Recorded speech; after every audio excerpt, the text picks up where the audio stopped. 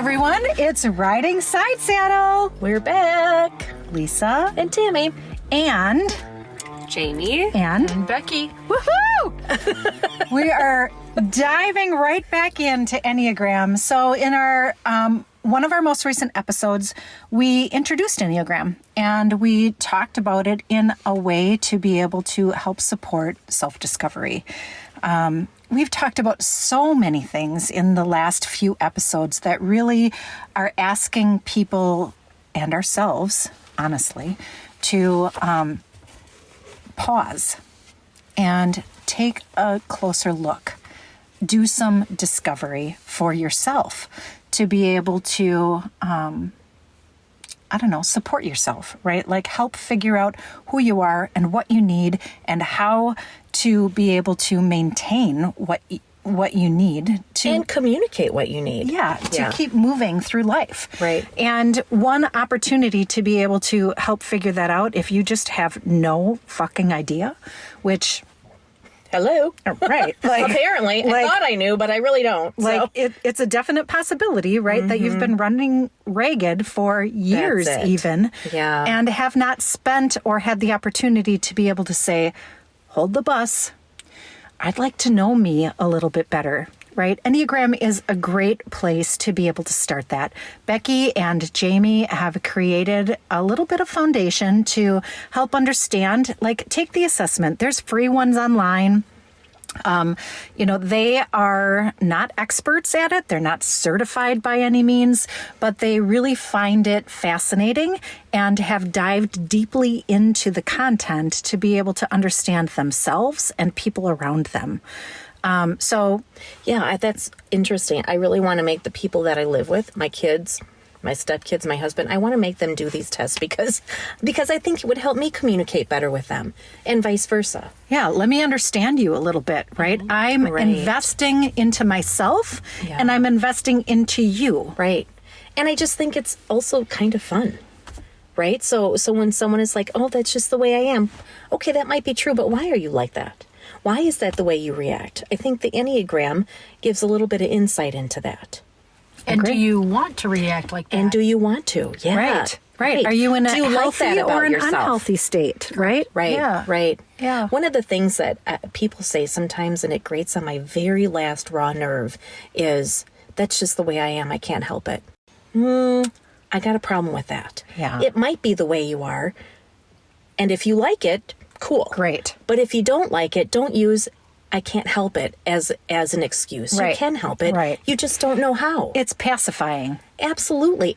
It's that. It's also, it's kind of like, well, my bad behavior is excused because, well, that's just the way I am. This is it. Right. Like it or lump it. Right. And it really, I take self-discovery actually very seriously, contrary to the things I've said about how I don't know anything about myself. I do actually think it is worth the time investing in yourself to know yourself. And it bothers me when people are like, well, I don't like that about myself, but it's just the way I am, so can't help it. Suck it up. Right. Yeah. You can help it. You just you don't have the tools.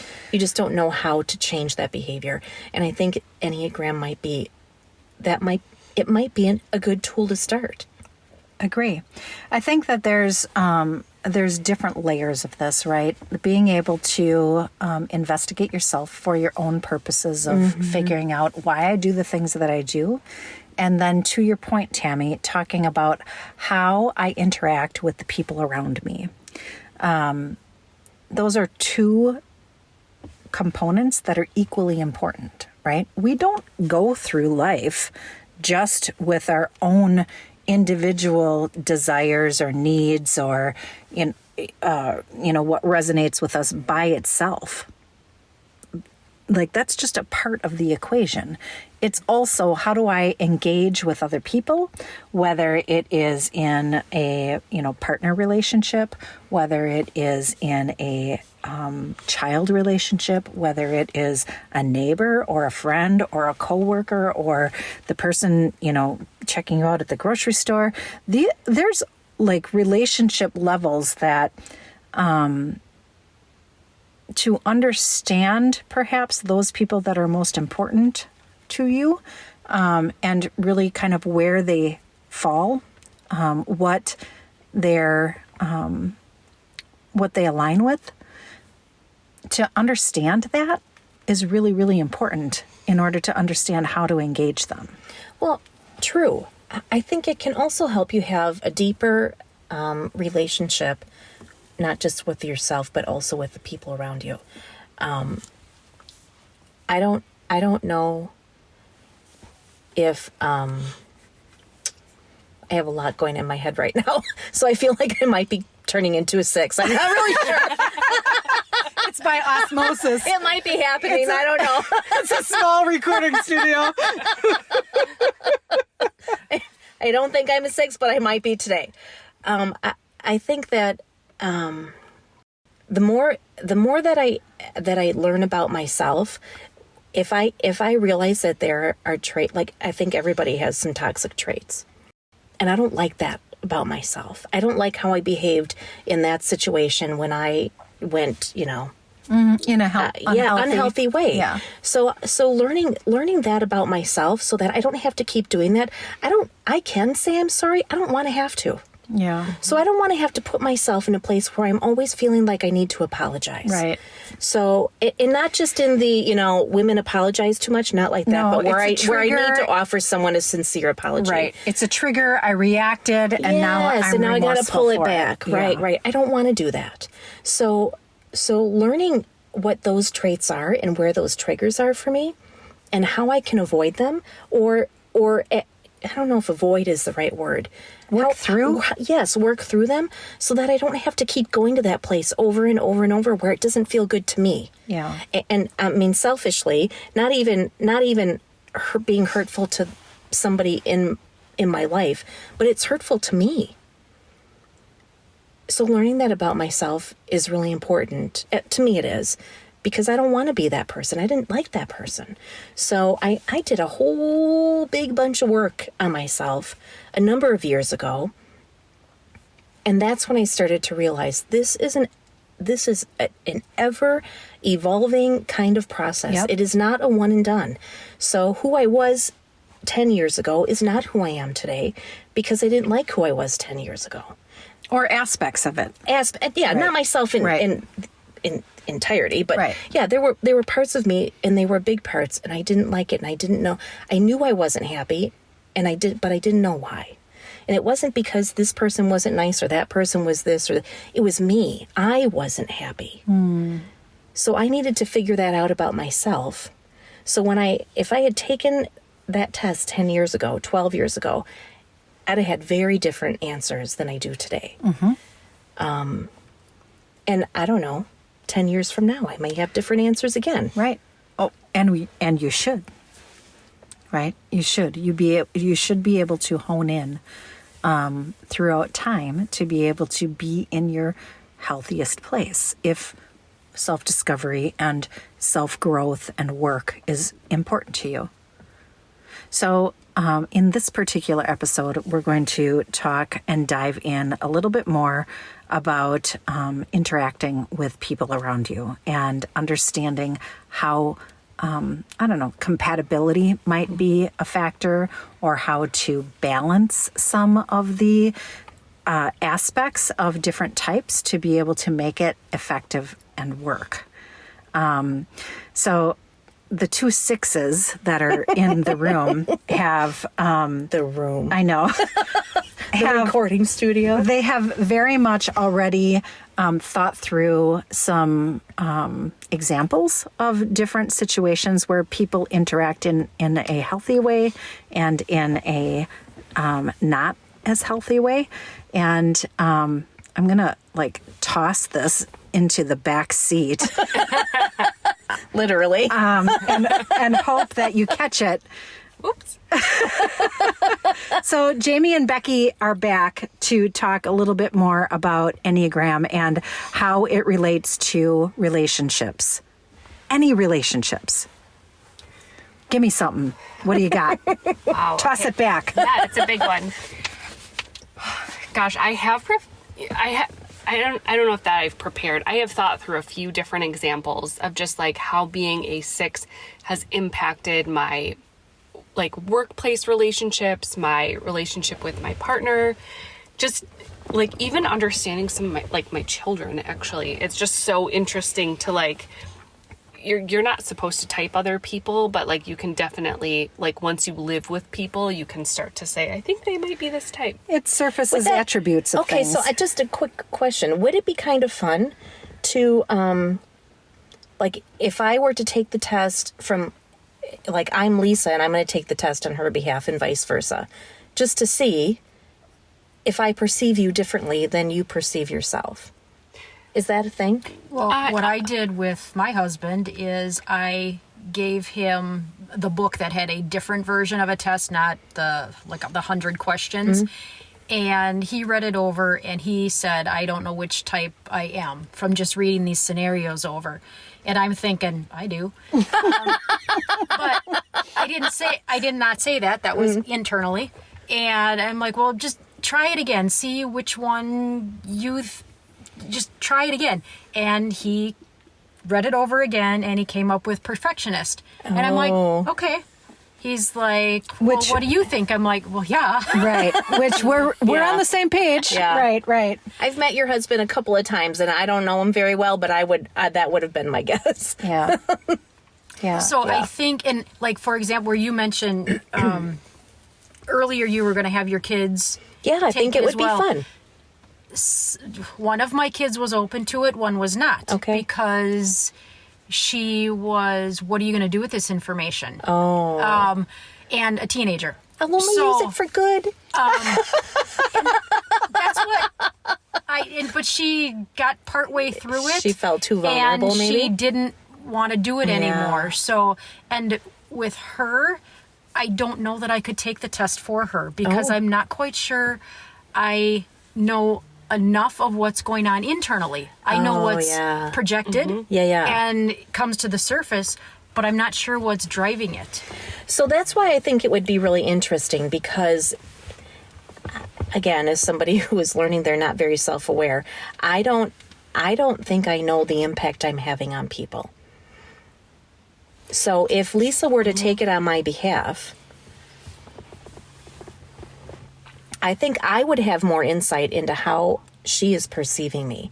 This is what I'm portraying. It may not be what's happening on the inside. But that's the point, is that you, by taking the assessment, you know what's happening on the inside. And I think some of those questions are geared towards that intrinsic component as opposed to the external reaction. Right, and I see that. But if the way other people are perceiving me is different than the way I'm perceiving myself, there's a disconnect. So it might be different, though, in different situations, right? If you are in a situation where, it is not, you are not looking forward to it. It is not something that you enjoy doing. People are going to perceive you differently because your action is different. You're in in a less healthy state than, of course, than when you're with me because you're in your best state and you're most happy and healthy. So my perception of you is different than perhaps the holistic perspective. Maybe somebody that I argue with a lot or whatever. Right. They're going to be like, she's a bitch. She's a nitpicky bitch. And I'll be like, no, she's not. So as a 6, I would say an 8 is one of the harder personalities for a 6 to work with an 8. 100% agree. And Wow. I had a boss who was an 8. That was hard for me too. And so it doesn't, and realizing that they were an 8 was probably We had the same boss. yes. Love, I wonder if he listens. yeah. Love, okay. Love and adore. Right. Love and adore. Right. But we had to have some breakthrough moments in order to be able to say, okay, how do we all work together? And we honestly changed the style in which we worked with each other because we had to say, okay, and a lot of it, the Enneagram was the catalyst for that. Because it was like, what type of information or what types of meetings do you want to be a part of to help us move different types of projects forward? And so that was great. But one of the things that I've learned about eights, because I work with a few of them currently, and I worked with a few of them previously and probably throughout my whole career. And I find them to be the most challenging to work with because they are so confrontational. And some of them are confrontational to be confrontational, right? Like, oh, I'm not. I'm not actually confrontational. And some eights are confrontational to the point that you pointed out before in a previous episode, because you were talking about like, if I need to prove someone wrong, or I find a flaw in whatever they have presented to me, I am going to challenge them. And so that's where that challenger gets that, like, the persona. Right. That's why my husband thinks I like to argue. And it's usually not because, like, you want to be right. It's because you're like, we need to be on the same page. Yes. And we need to make sure that we all have the same facts. And a lot of times what the different Enneagram things will tell you is you want someone else's energy to match your energy. And it's not because you don't want someone to fight with you. You want them to come to let's just call it a debate. You want them to come to discussion. Come to the table. Come to the discussion with the same level of intensity. Yes. Or information or whatever it might be. Tammy's learning some things about herself in this moment. I'm not, but I'm remembering a conversation. So my husband and I, it was a blind date when we met. He'll call it a meeting. I call it a blind date, whatever.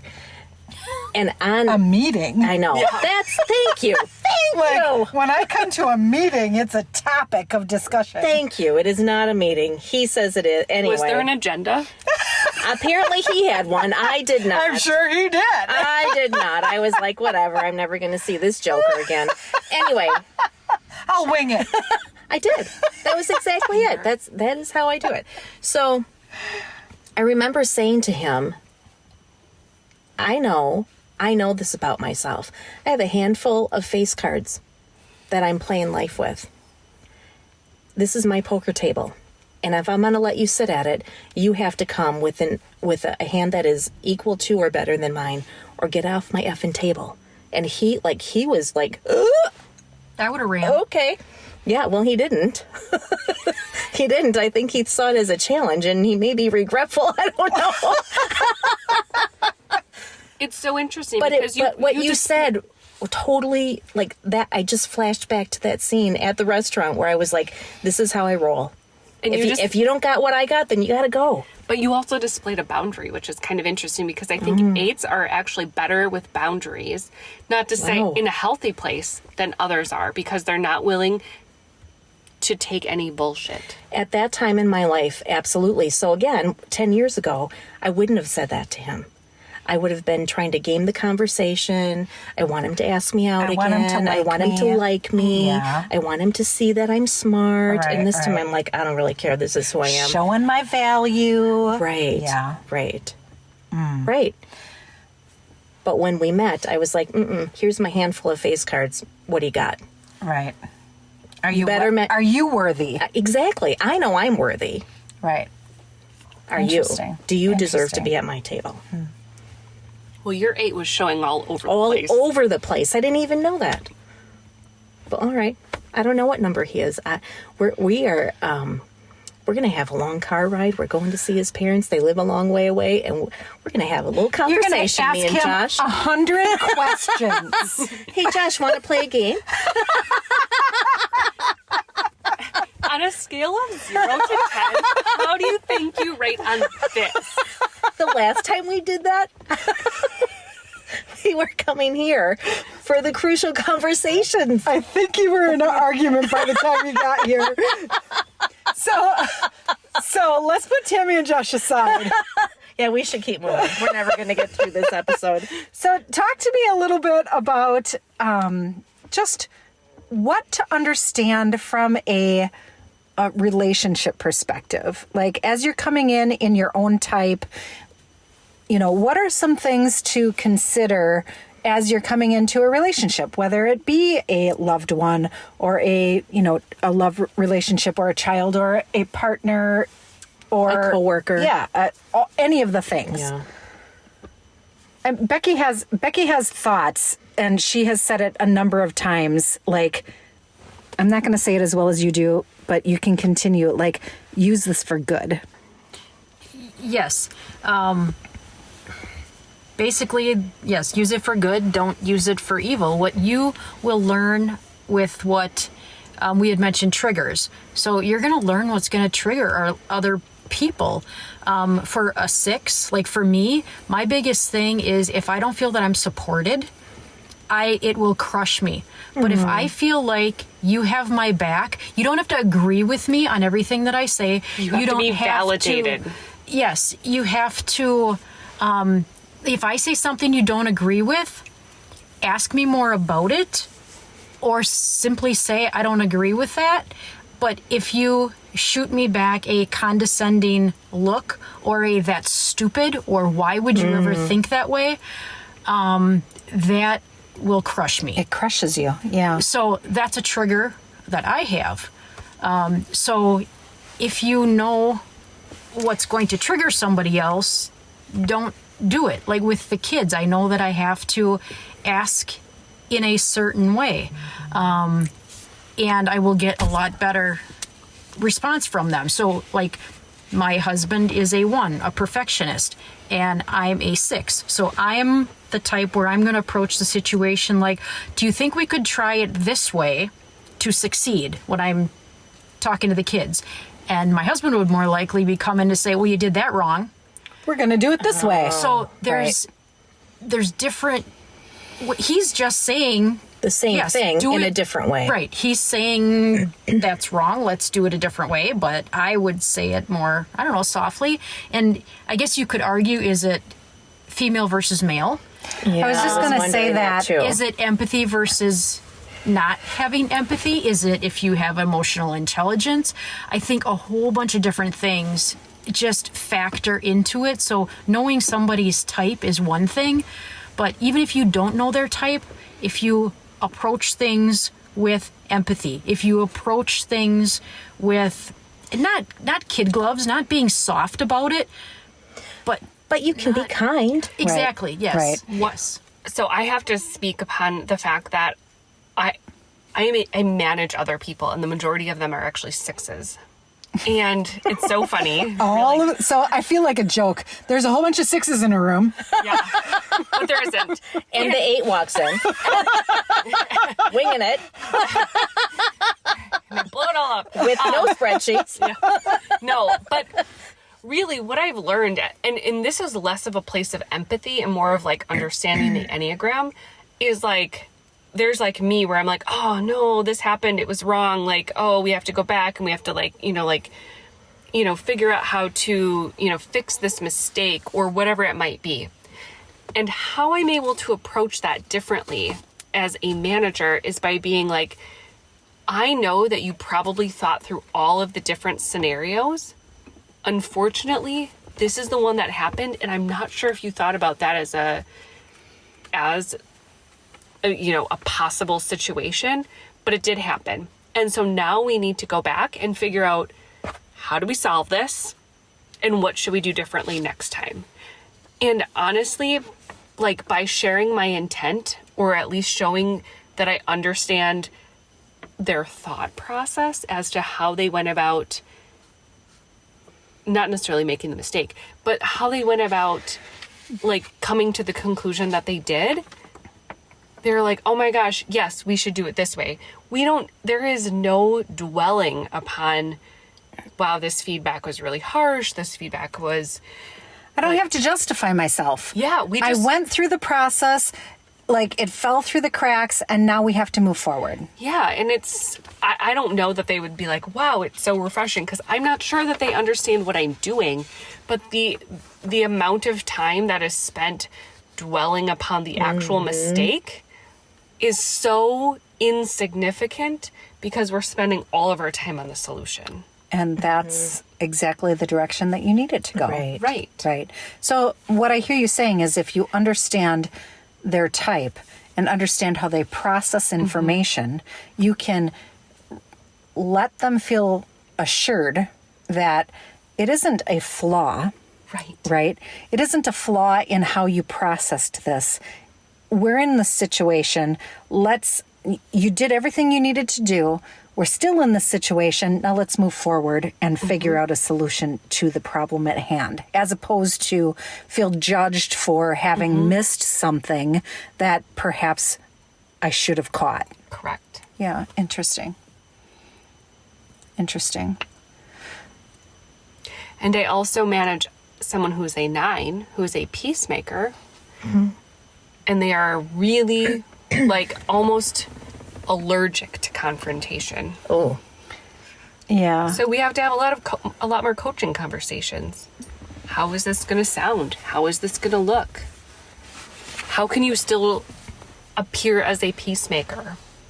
How can you still like be your authentic self while having those difficult conversations? So how do you balance that, right? Like within relationships in your home, like not everybody, of course, like by nature, opposites attract. Let's just go there.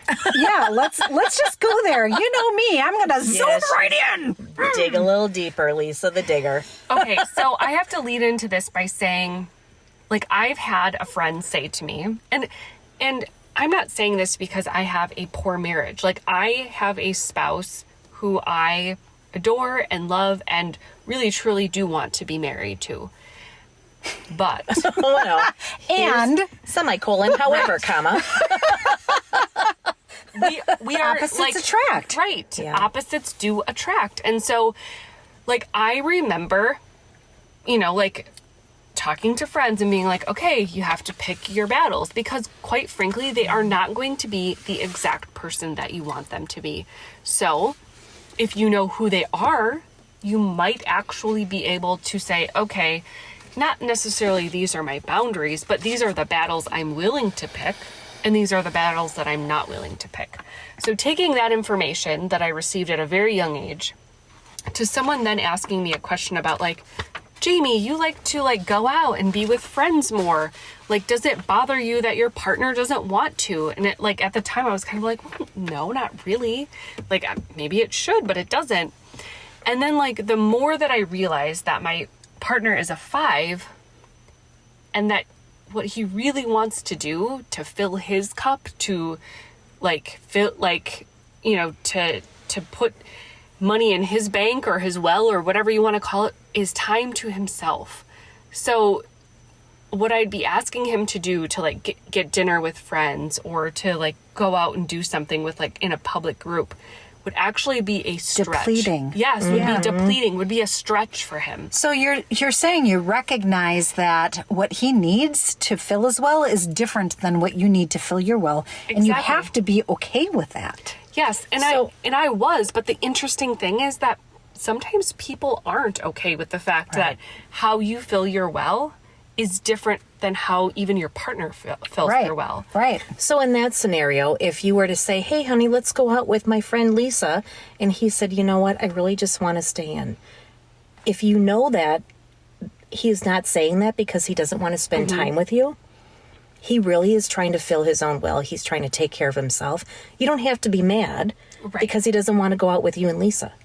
Right. So there is like almost, I mean, there is times when it's just like, could you just show your face to like whatever? But I also know, like, as a 5, the more even like stressed or like the more he feels like his well is not filled, the more he's going to withdraw, which like is unlike probably most of the other types. But nonetheless, I don't take it personally. But sometimes what I find is I have to explain it to other people. And that, I wouldn't say it's weird, but I still feel like people don't always understand how perhaps they judge it. Yeah. How other people actually fill their well. Like, you know what? He's doing what he wants to do and I'm doing what I want to do. Isn't that the most healthiest thing that two people could do in a relationship? But sometimes people don't understand that. That's really interesting.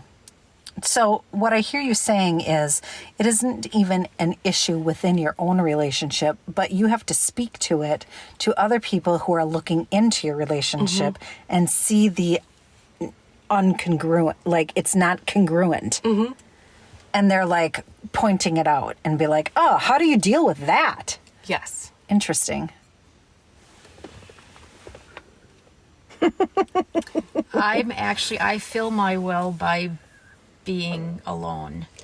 So, Which I think I'm a 6-7 wing and you're a 6-5 wing. Yes. So you go more towards the, like, not withdrawing. That's not always great, but just like introspection. And I go more towards, I want to be with my people. Right. That's so when interesting. I'm being asked or tried to be pulled out of the house when I don't care to go or I'm not ready to go, because if I show up in public when I am not ready or I'm depleted, I don't even know what I look like. I mean, probably like a crabby, bitchy person that nobody would want to be with, but it's only because I just exhausted. need some alone Exhausted. time. Right. You need to fill. You need to refill. Yes. Right. So that sounds a lot like introvert, extrovert, though. I am an introvert. My husband is an extrovert. So Saturday, this just happened. His daughter had volleyball tryouts. A bunch of parents were going to go and watch the tryouts, and he said, "Do you want to come?" I said, "How about if I meet you somewhere later?" It's like, I don't know, 9:30 in the morning. I am not ready to people yet. I was like, okay, I'm going to go. I'll just, let you know where we're going to be later and you can just meet us there. There was a time where he was like, what do you mean you don't want to be there? What do you mean you don't want to go? What do you mean? I need this time to myself and I'm going to enjoy the next 3 hours all by myself, or I can't even meet you somewhere later. I thought that was an introvert, extrovert thing. That's where it all kind of plays in, and it all does. Yes, It goes back all and ebbs forth. and flows. And then also a key point is that he realized that's what you need, and he gives it to you. If the partner isn't aware of what you need or isn't willing to give you what they need because they see their needs more, then that's a problem. healthy. Yeah, right. There's going to be an argument. That's boundaries. It right? is, for sure. Right? Yeah. This is what I need, and it's different than what you need. Mm-hmm. But we have to come to some kind of an agreement or compromise to be able to meet both of our needs. Maybe I might ebb this time, and next time you're going to flow. Or maybe we're going to meet in the middle to be able to support each other's needs, right? Like, I'll meet you, but I can't meet you until X time when I have been able to spend some time by myself and fill my well and do all of those things. And that's, I think, too, where empathy comes in, because some people, they're not able to see what other people need. They can't relate. Like, I am not an 8, but I can kind of get my head around what an 8 needs in a conversation, which is what I had to do when I had an employee that was a very passionate 8, military, and I'm like the opposite of being ready for battlefield. So when I didn't meet that energy, we did not have a good relationship at all. But when I realized, oh, okay, this is what I need to do. So it's like when we would have a meeting or whatever, it's like I had to get my game gear on. I had to get my battle gear on. So I was ready to meet that energy. And so when I was able to give what they needed, it was better. But not everybody...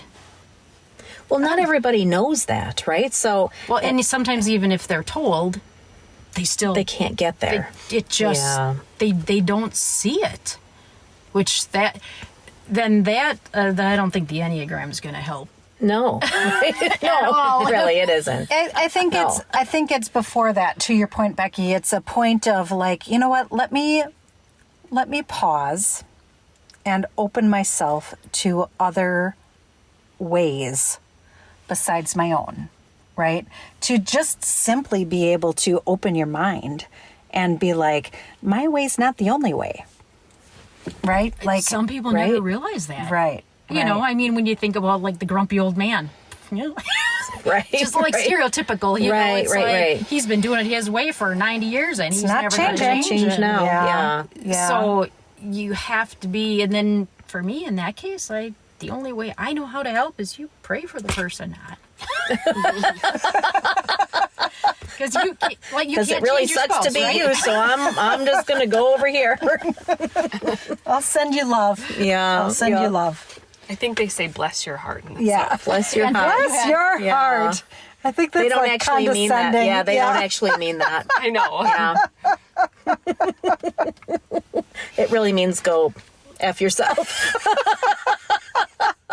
Well, bless your heart. Back at ya. Oh, fantastic. Wow. So if you're in a relationship with someone, you know about Enneagram and they don't. So you can, and I think this is to your point about empathy, but if I am making allowance for you and your personality and what you need in order to have a conversation and a relationship with me, but you don't know that, but the other person doesn't know about this, and so they're just being themselves without allowing space for you. Doesn't that still make it really hard to be in a relationship, and whether it's work or family or whatever, doesn't that make it really hard still? Don't both parties kind of have to be in a place where they can allow space for the other to be who they are? Yes. It is really hard. But I think it comes down to how much do you want to make that relationship work? I worked with an executive that was extremely hard to work with. But it was to a detriment in my job to be able to work with this person. And so, again, it all comes down to a person's motivations, right?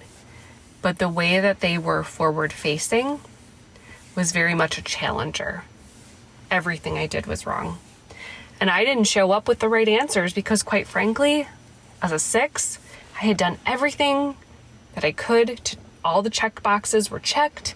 There was nothing that could be challenged. But I came out of there with a whole to-do list of items that I was not even prepared to even think about. And when I was like, you know what, I am simply not going to win with this person. So it is up to me to change the way I react to this person or change the way in which I work with this person. And I can't say that it was like, wow, this is so much easier, but I personally had less anxiety about working with that person. So you changed your dynamic, even if that person was not capable or self-aware to change their own perspective. Right. And so I know one of the rules of the Enneagram is not to type other people. But I think at the core of it, if you find someone so incredibly challenging to work with, you're not going to be like, hey, would you take the Enneagram? You are going to be like, you know what? I'll only use it for good. Yeah. This is how this... I promise. Right. But this is how this person is showing up for me. And so here are some of the tactics that I can use to kind of counteract the types of behaviors they are portraying that I do not like or make me uncomfortable or I feel ill-prepared. And in that moment, you can change your own behavior. Like, how does a 6 react with an 8?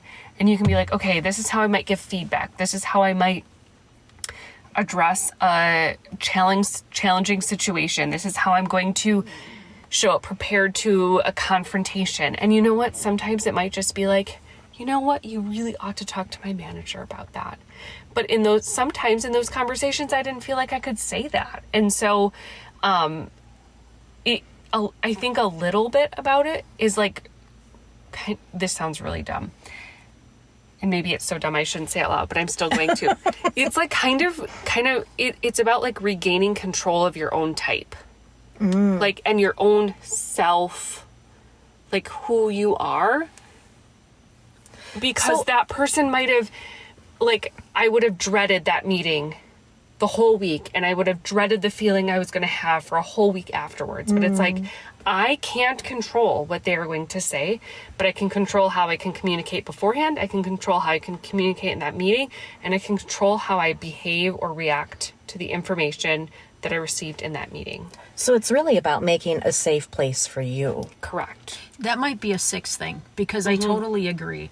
It's not where I always feel like I have to control the situation, but I have to be in control of me in the situation. Because if I'm not in control of me, anxiety, and you feel attacked. And so I get what you're saying. So I don't know if that resonates with you guys. It does, but I also have a pretty strong 6. So I don't know if it's because I'm like 6-ish, or if it's because that's a commonality, right? Like I would imagine that everybody feels that they are in a better place when they're in control of themselves. Sure. Well, I think one of the things that we maybe haven't talked about with the Enneagram is like, so 2 things. There's the Enneagram. Are you going to remember the second thing? Yeah. Okay. There's 9 types. So first thing is there are 9 types. And you can take any assessment that you want, free or paid, and it's going to give you your top types. You decide which type resonates with you. So even if you have 3 top types or whatever, however many top types, you need to read them carefully, and you need to figure out which one displays where your fears and motivations and weaknesses come through. So like we had talked prior to this episode about like some of the different top types that we had, and some of them are so darn close. But it was like, nope, this is my type because this is where my fears and motivations stem from. So there's that. And we all kind of have each type instilled within us. So not to say that like we can't be like a type 8, but also empathize with a type 6. There is a little bit of fluidity, and that like we are human beings. So you're going to like experience that range of emotions or feelings or that ability to empathize. Again, what it's going to do is it still comes down to what your specific fears and motivations are derived from, and that's the type in which you're going to fall within. So the beauty of it, if you will, is like you still have a bit of choice, because it's about you as an individual saying, this is me, this is what resonates. And no matter where any type indicator places you, it's still up to you to decide where your fears and motivations are derived from. That's interesting. As we're talking, I am remembering the story. A couple of girlfriends and I were on vacation, and we were staying at it was actually an old brothel. We were in Napa.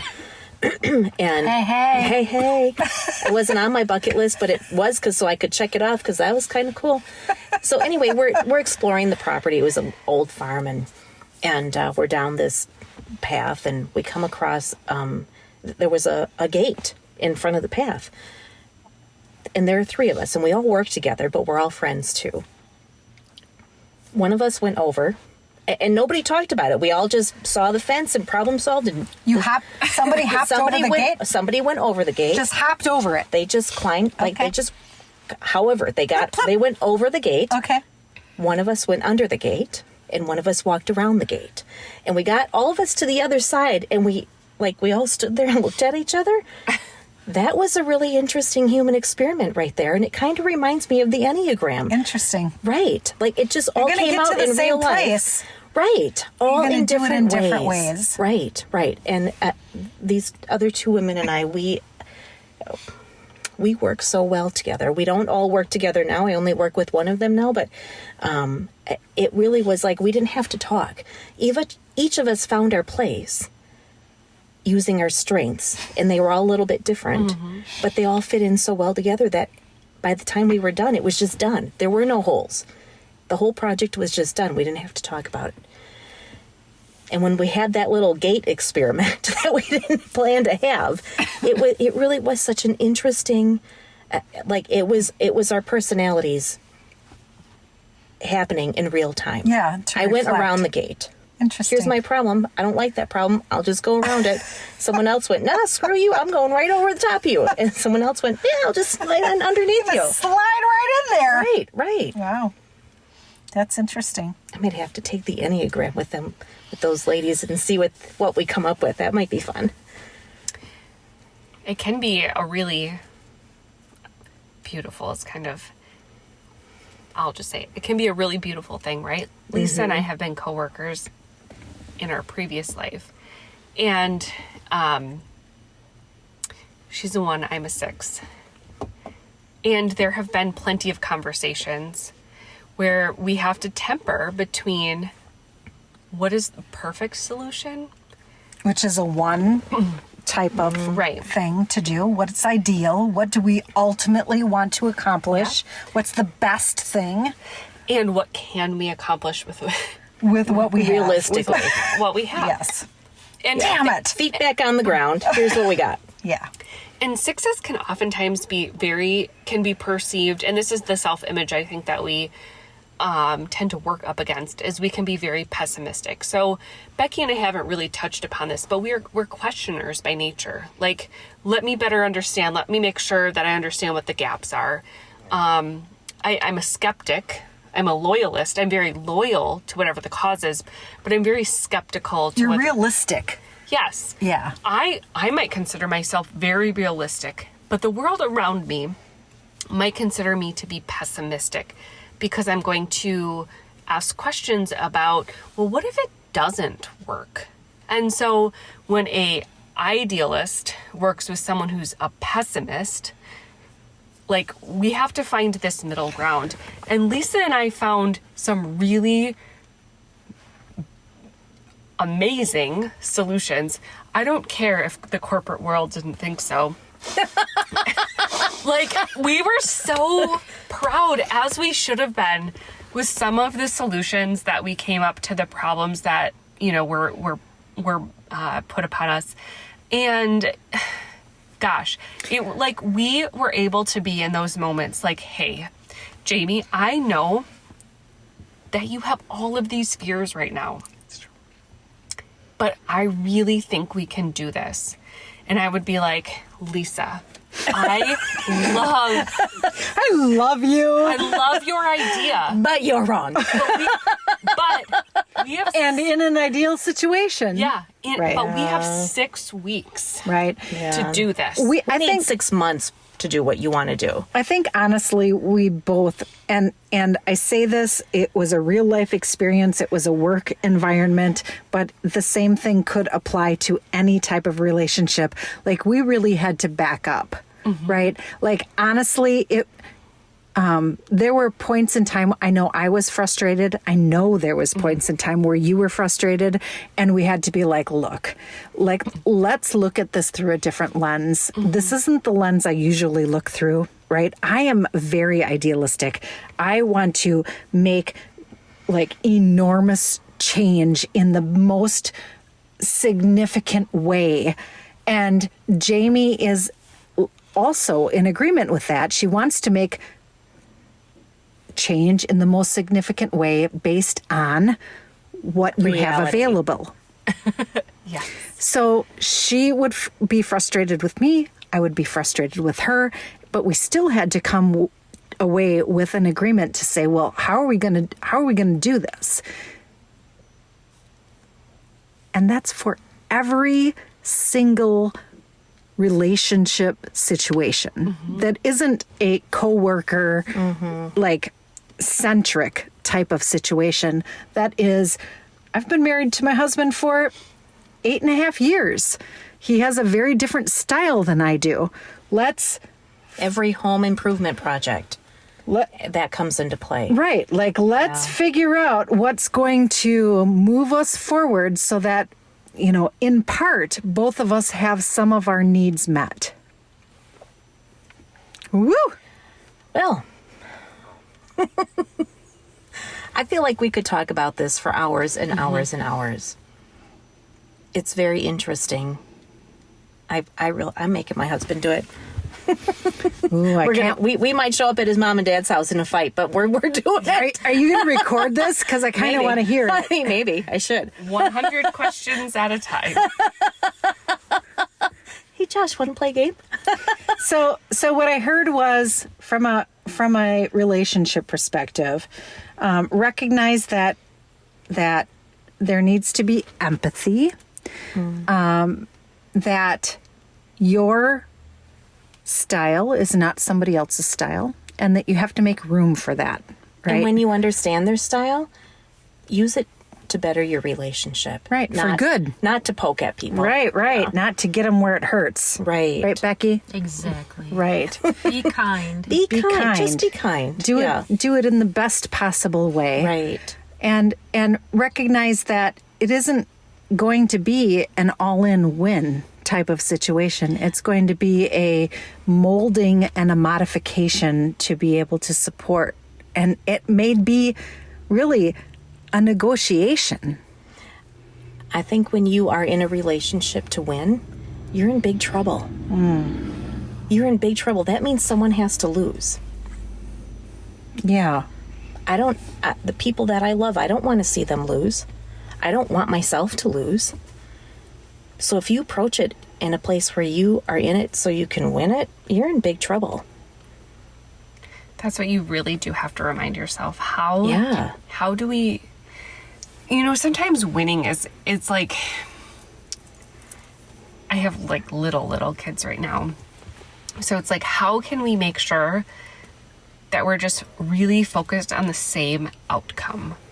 I don't care if we win. Losing means that like something has gone way wrong. Yeah. Right. But it's like, how can we just simply make sure that we're trying to focus on a similar outcome? Right. In any relationship, and that's just using what you know about each other's type. Gosh, there's so much there to think about. I think we have to wrap this one up, though. I agree. Thank you, ladies.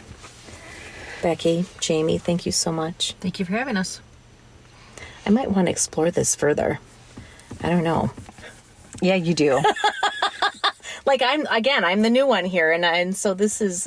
You do. I feel like I've got a whole new big old pool of yumminess to just jump right into.